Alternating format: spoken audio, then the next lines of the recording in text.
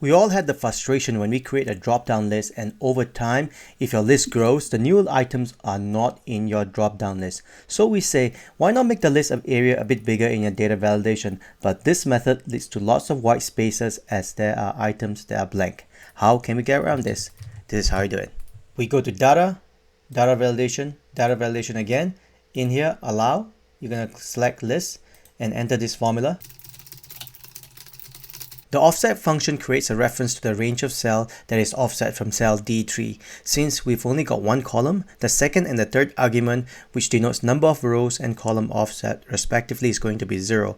And the fifth argument is going to be 1 to indicate that we want 1 columns in the resulting range. The count A ensures that the last few blank cells are not in the drop-down list. And once that's done, click on OK. And you can see that the list is still there.